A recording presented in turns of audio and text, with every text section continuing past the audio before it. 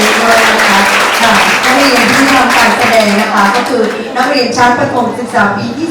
3/5นะคะโครงการห้องเรียนพิเศษมินิอังกฤษโปรแกรมของเรานะคะค่ะแล้วก็ชุดที่ใส่แสดงในวันนี้นะคะได้รับความอนุเคราะห์จากท่านผู้ปกครองทั้งหมดเลยนะคะสวยงามมากๆเลยนะคะ